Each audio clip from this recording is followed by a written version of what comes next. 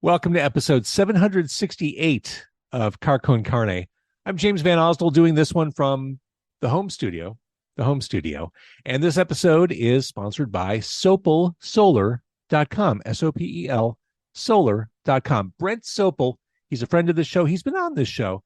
Brent Sopel also used to be a Chicago Blackhawk. He is a tough as nails athlete.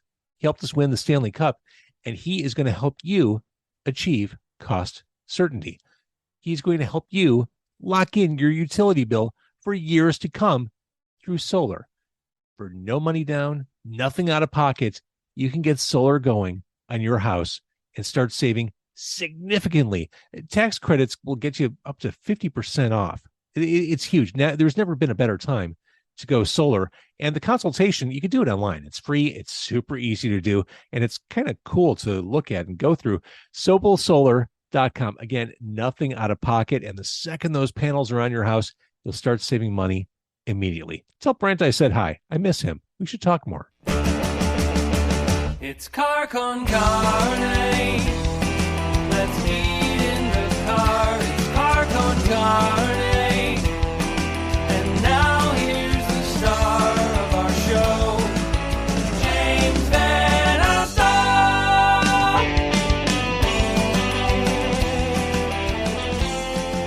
Quick programming note. I'm recording this on the 12th, Monday the 12th of September. This coming weekend is Riot Fest. And once again, I'll be out at Riot Fest for the entire weekend, talking to the bands, providing coverage, which you'll be able to hear and see right here on Carcon Carne. So if you could go back to any decade in history, which one would it be? Well, for my guest tonight, the nostalgia trip of the 90s is undeniable. Andy Frye is a Chicago-based writer and author of 90 Days in the 90s. 90 Days in the 90s, a rock and roll time travel story. It is his first fiction novel. To oversimplify it, think Stephen King's 11/22/63 with the vibe of High Fidelity. Or don't. He may bristle at that. But he's here. Andy Frye is here. Great to have you. Nice job on the book. Thanks. I appreciate it. I've been watching 11/22/63, and it's I like things that are sometimes dark, but that's one I didn't even remember that it was Stephen King because I had to take a break in the middle to be like, okay, there's a lot of heavy stuff here.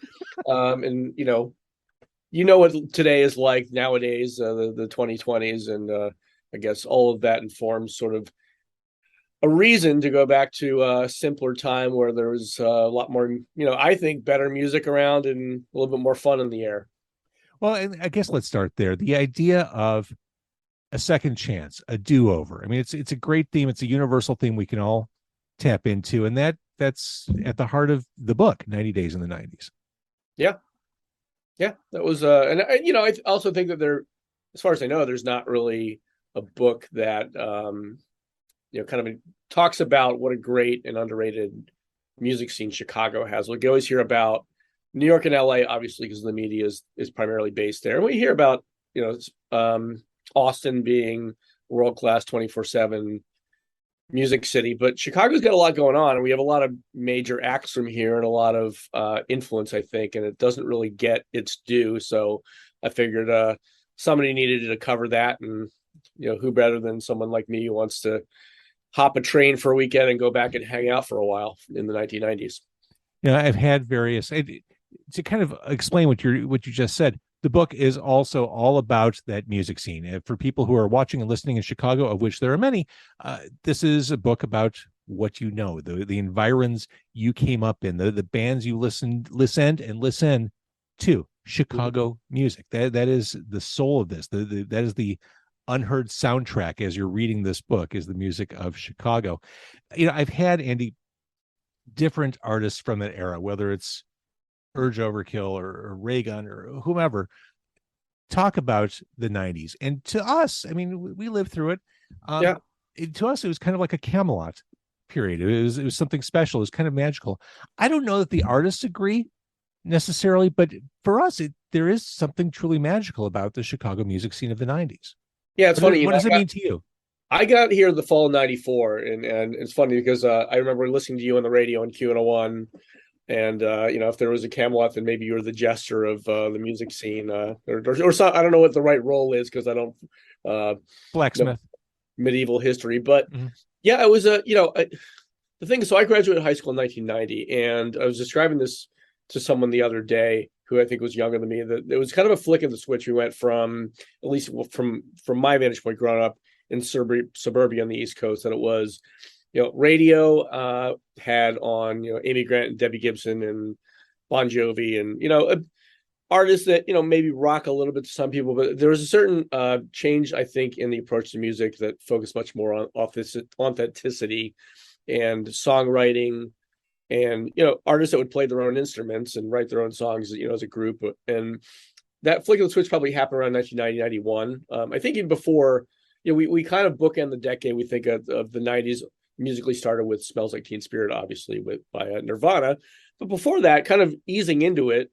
we had the Pixies and the Cure. And I remember probably 1990s, the biggest hard rock group in the world was Living Color. A couple of guys from the Bronx who played hard rock like anybody else.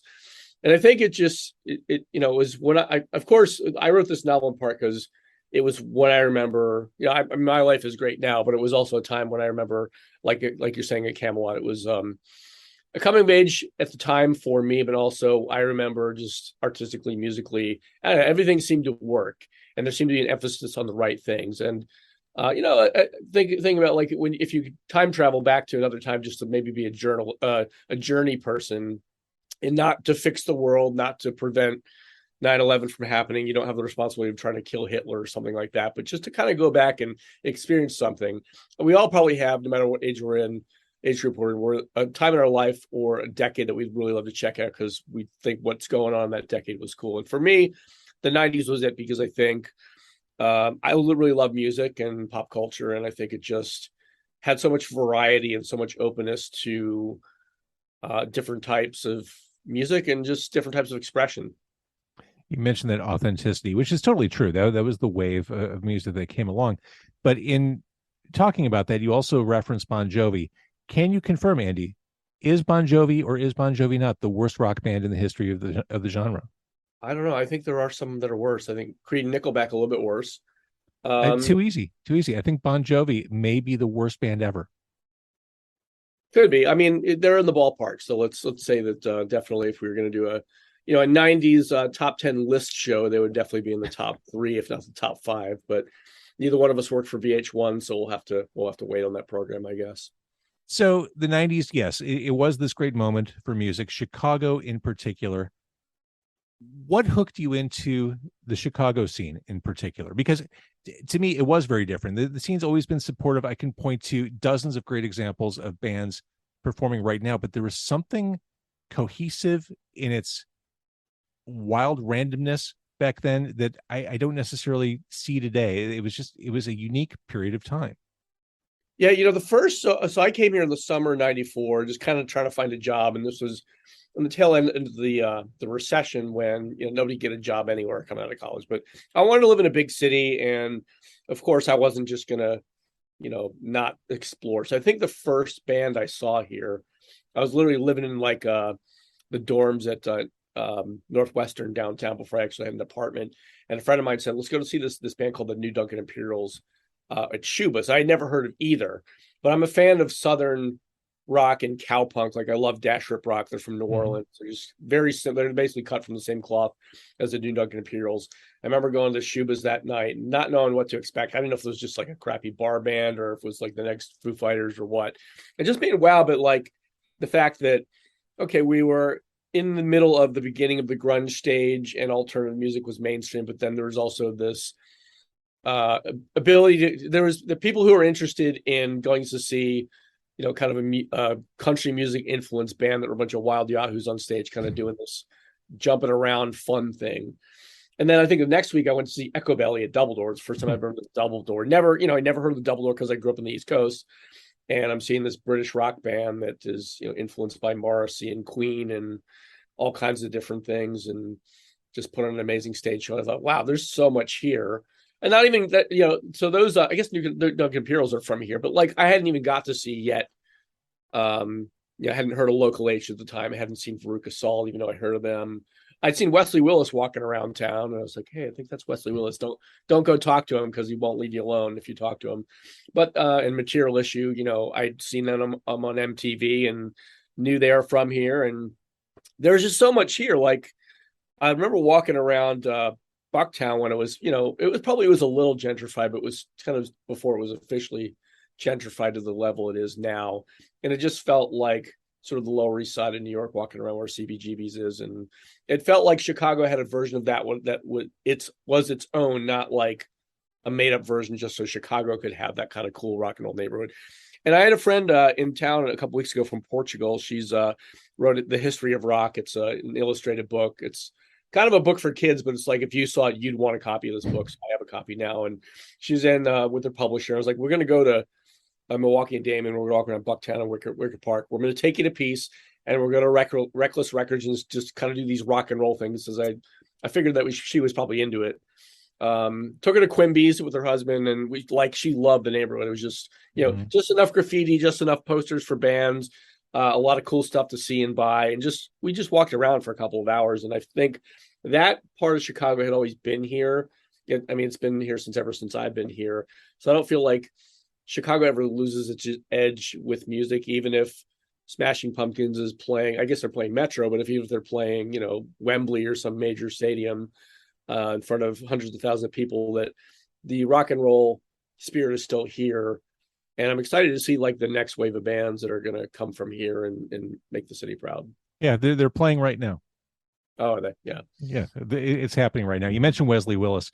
For those who don't know, and I realize, we're, practically a couple generations removed from that scene.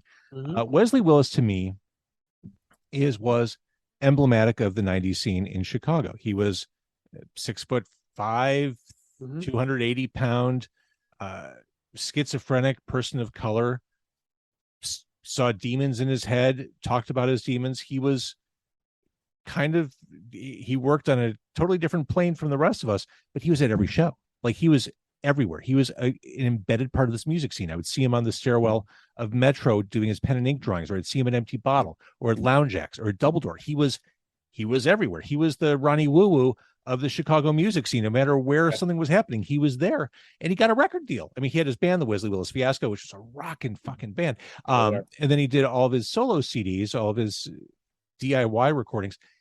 He was successful by being this total outsider artist.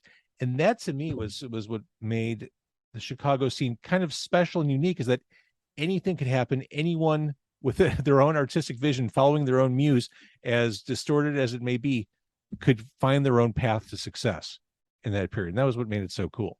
Yeah, I was surprised that I knew a handful of people who were extras in High Fidelity. And, the book, I love Nick Hornby's work, and maybe his influence some what I've written. That book was based in London, but then when John Cusack got his mitts all over it, it became, it was a story about Chicago and films here. I was surprised that Wesley Willis didn't make a cameo appearance like in the record store, because you would think that he would be there. Al from US Maple, I think, is in one of the scenes, and a couple other different music types. But yeah, Wesley Willis is kind of like the Chicago music zeitgeist in the body, in a person, I guess. Maybe Chicago as a city isn't quite as schizophrenic as Wesley Willis was naturally, but he kind of represents a lot of what was here. You go deep with talking about different bands and moments in Chicago. In my wildest dreams, I don't think I ever expected to see the Jay Davis Trio mentioned in a book. Okay. Which, credit to you. I love the JDT. Yeah. I've seen them in a long time, man. Are they still around? Because I don't know what they're up to. I swear I saw their name pop up somewhere recently, and I thought, oh, all right, good. All's right in the universe. But I kind of lost track, regrettably, because I was going to say, did you ever expect to see Scary Lady Sarah in a book? Because I don't know her personally, but when I kind of put out my feelers and let people know about the book, I was like, I think I tagged her on Twitter or Instagram or something like that, and she responded. And I was like, of course you're going to be in this book. Like, you're part of the scene in the 90s, and you're Scary Lady Sarah. So how am I not going to mention you if I'm going to mention Industrial and Neo and all the cool places that we hung out for a span of time? One of my great regrets on Car Con Carne is when I had Scary Lady Sarah on, and I met her. We went for vegan food, and I showed up in a button down and a sweater. I was coming from work, and she was Scary Lady Sarah, and I've never felt more disconnected apparel wise from my guest in my entire life. I was like the anti-goth. I was like a narc sitting next to her. Yeah, well, I was the idiot dancing in like a black top and a pair of like white cargo shorts at Neo one night. So she looked at me the wrong way. I was like, "Yeah, I was that guy." Just in case you remember, you know. But we all grow out of our zits and our bad outfits, and maybe some of us are in their 50s now. Sure we do. Sure we do. But going back into the whole music thing, I mean, the chapter names, they're songs, they're albums. I mean, they're things you recognize. Obviously, you're an Anglophile. The Great Escape or Great Escape gets referenced.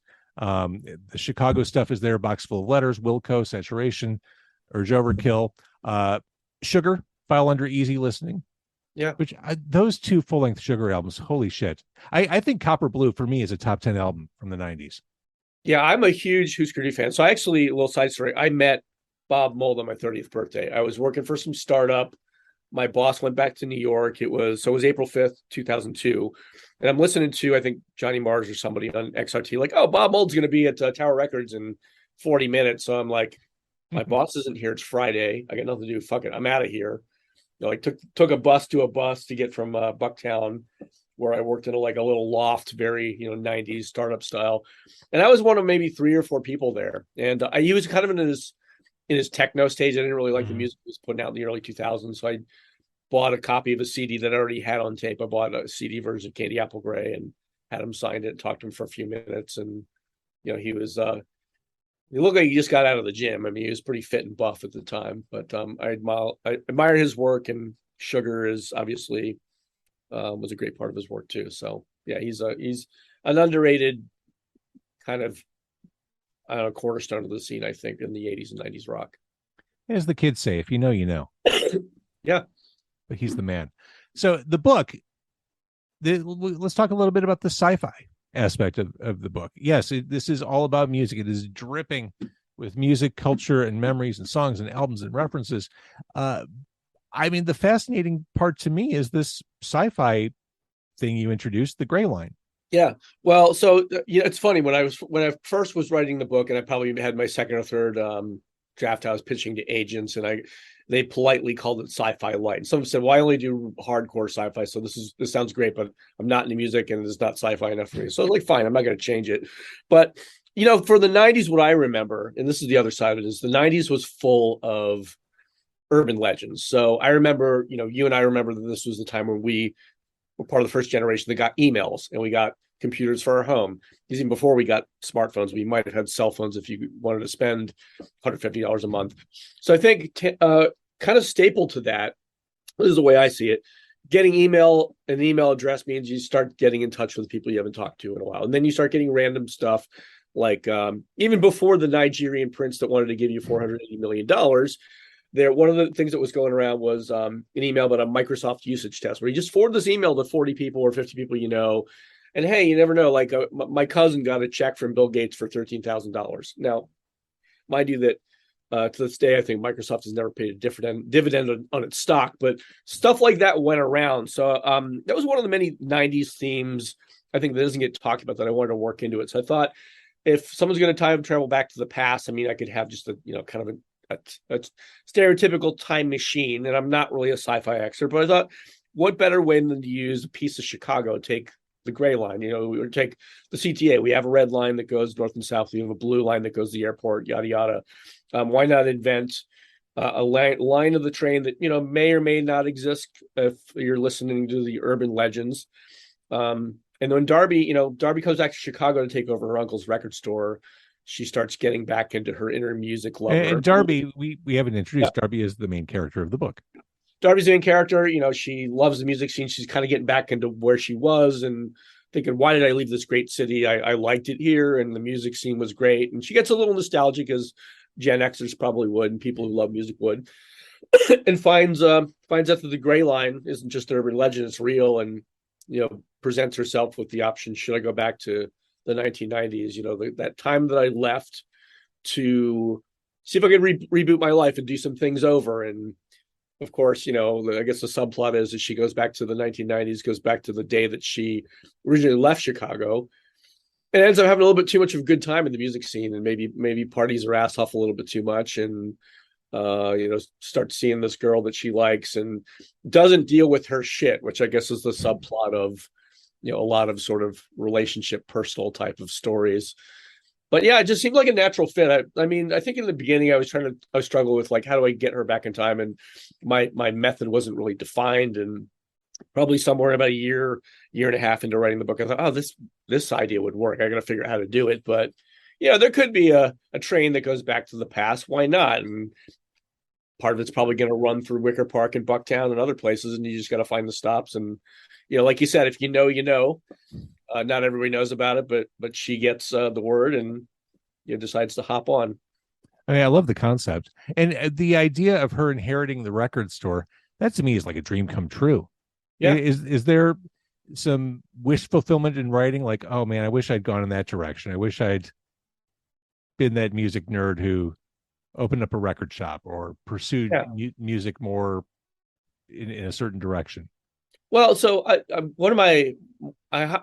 hired an editor in the middle of the process to kind of get me to figure out how to do this. And if she and another person says, well, why, if she has this great record store, like, why would she want to go back to the past? And I thought, well, like, I love hanging out in a record store, but I've worked retail and I've done jobs where like it's supposed to be the best thing ever. And then you realize when you get into the nuts and bolts of it, I mean, maybe I'm just a little bit too much of a spaz and I need to be moving around a lot, but that works for some people and it's maybe not right for everybody. And in the beginning, when she inherited, like she loses touch with her Uncle Martin, as we all do. We all lose touch with favorite uncles and aunts and grandparents and so on. Them when they pass on, we feel really bad, and that's sort of the impetus for that.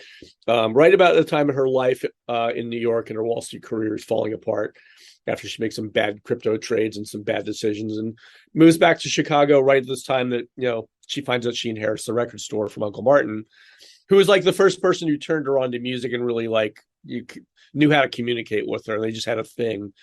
So the record store is great. She feels like she's taken on his legacy running this successful record store, but feels like it's not really hers. And it's just, it's another thing that is part of her grass is greener mentality. And I think whether or not it's a good lesson when she goes back in time and kind of relives her life, she realizes that the grass is greener mentality.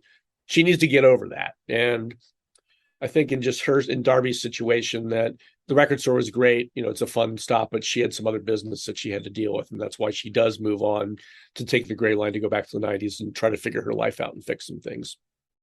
One of the really appealing ideas of going back to the 90s, which you touch on, especially in this era of being overconnected and overstimulated by cell phones and doom scrolling and the endless fire hose of information, a world without cell phones. Yeah. There's something just so peaceful and blissful about that idea to me right now. I mean, I remember walking around, I knew one or two people with cell phones in 1996 or 7, and they usually were for a big, what Big 8, now Big 6 firm, or maybe it's Big 4. They were the hyper successful, straight A types who they had an internship before they had a job.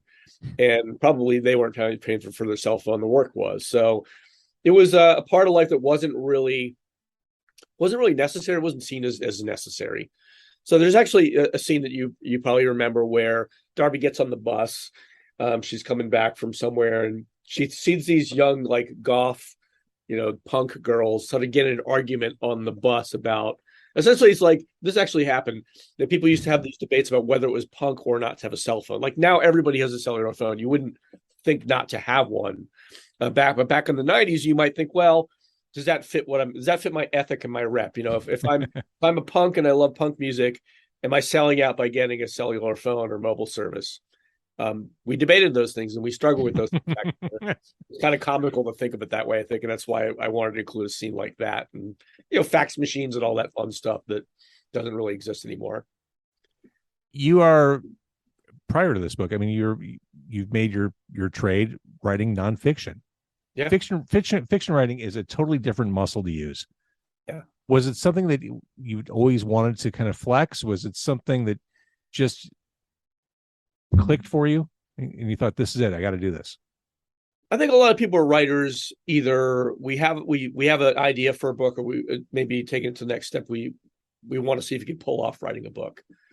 So I think for years I had a lot of ideas. I write mostly about sports, so I thought about writing a book about sports writing or a sports writer. And I guess it kept knocking on the back of my brain that I live in Chicago and I love music, and maybe maybe it's more of a hobby for me. I wrote for Rolling Stone for a while, but strangely wrote more about sports and pop culture than straight up music. But I kind of I mean, maybe when I was 1920, sort of like the movie Almost Famous, like I wanted to interview and follow Led Zeppelin and all that stuff. So doing fiction, the cool part is that you can participate in a realistic scene. And this is where maybe I describe 90 Days in the 90s as magical realism, not science fiction, that you can be in a real place and sort of take a different turn and shake up some things and kind of conveniently make not make up facts, but you can craft the scene that sort of fits your agenda and fits the themes of your story. So in the beginning, I didn't know what the heck I was doing. I just had what I thought was a great idea, like, hey, time travel back to the past. Like, okay, now how do I come up with 70 to 100,000 words to make a book? And started with just kind of the scenes, like where would I go? I'd probably go to Lounge X. I'd probably go, to Double Door, and I would go to the old sandwich shop that I love that's been shut down forever. And then what kind of people would I hang out with? And that's where you start to develop characters. And really what it became was that I developed characters in a scene that I wanted to hang out in. So people say, it's got to be hard to write a book. But for me, for the better part of 5 years, I just had this place that I could go hang out with in the 90s with these cool 90s people, which was a great thing. It made it easier to write the book and made me want to keep it going and finish it and refine it and edit it and do all these things that you got to do to make it readable enough so an audience will, I hope, stick with it to the end. But yeah, it was really like I created my own, 1990s refuge with all the greatest bands I could see whenever I wanted. And that was a pretty great place to be. All right. So we've established that the 90s were awesome. Lots of great bands, lots of cool stuff to do. Are we just old men by saying, yeah, these decades suck? The 10s were terrible. The 20s so far, they're awful. Or the aughts were garbage. I mean, is that just old man-itis? I don't know. So I've got a 16-year-old son. We're going to Riot Fest next weekend. And a year ago, we saw Guns N' Roses on a Thursday night and went to Riot Fest the next day. And I don't think he likes the music that he likes just because of me. I mean, he likes some of the English stuff that I like the Stone Roses and the Verve and Oasis, but he's kind of more into his music that's influenced by garage rock is what I would call, like Dinosaur Jr. and the Strokes and Interpol and all kinds of Modest Mouse. And I think there's an interest in authenticity and looking up bands on Spotify or wherever you find them, record store too, and not just tuning in to listen to whatever everyone else is listening to. And I poll his friends too. Like I pick him up from dances or from school or whatever, and drive his friends home. And a lot of his friends are girls, and I say, like, Izzy, do you like Cypress Hill? Expecting to hear, I don't know, or who are they? And instead the answer is yes, I love Cypress Hill. And I've never seen, I want to see Cypress Hill. I could never see them. Well, like, you're 15. Of course you haven't seen them yet. But no, I think that there is, I can't say like what the record labels are doing. And if there's going to be, the next Nirvana or Radiohead's going to come out and we're going to change back to the sort of scene that we had in the 90s. Who knows about that? But I feel like there is, and it's not just a pendulum swing towards 90s, like the 90s are going to be cool again. I feel like there's an interest in music that seems like it is, I keep using the term or authentic, but it's not just put together by a couple of producers at a record company or, crafted to be whatever they think that audiences want to hear, that there's a genuine interest in good music. And of course, when there's an interest in that, you're going to start with what's already out there, whether it's 10 or 20 or 40 years old. I think that there's an impetus to go back to, what's out there that's already good, and what can we check out? And I don't know. I just think that there is a reemergence of interest in the good stuff, and I think that's a good thing. See, this is something I keep wondering and I keep thinking about. I'm dragging you down my rabbit hole, but I wonder, with the advent of the internet, when the ability to find music became democratized and you could find anything anywhere at any time, curation kind of went away. And I think in the 90s, everyone knew the sources for music, whether it was word of mouth or whether it was radio or Rolling Stones, Spin, Blender, whatever, or fanzines, combing the shelves of Quimby's. you kind of knew where to find stuff. Everyone kind of knew, and there were, I think it was easier for bands to bubble up when there were curators helping it along. In our algorithmic world where everything is everywhere, and I think it's much harder for anything to raise its hand. I don't know. I think about the cool part about Spotify. I know it's not the greatest for artists, but I do pay for my membership, and I do actually go buy CDs and everything else, lots of merch. Like I remember loving, for the brief period that I heard it, some of the shoegaze bands like Chapter House, and you could readily find My Bloody Valentine and Lush, but I remember Chapter House thinking I like that band, or Slow Dive, and it being like 2 decades that I couldn't find anything. I mean, you're definitely not going to go into Best Buy or Circuit City was back open, or even like you go to a local record store, you gotta order that kind of stuff. Now, I mean, maybe it's technology makes us lazy, but if I want to go find something that is put out by Chapter House, or a number of bands I never heard of that sound like them, like the Drop 19s, that we think of it, we have this golden age fallacy. We think of it like, oh, it's better. We all knew the sources of music, and yes, to some degree that was true. But it was, I mean, we forget about the parts that were harder, that, I think about going to bands, going to Lounge X to see bands I wanted to see that I couldn't get in to see.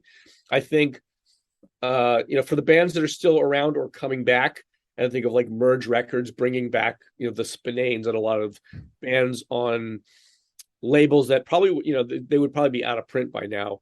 I want to say that maybe technology pushes some of that, and the fact that we're still alive, that creates a market and demand for the breadth and variety of music that has always been out there, but I feel like now that's easier to find. So it could go both ways. I feel like, it was great when I grew up in the East Coast. I would jump in the car for an hour and a half and go to Princeton, and go to Princeton Record Exchange, or someplace where I could find something that I couldn't find anywhere else. I definitely wouldn't find it in the mall.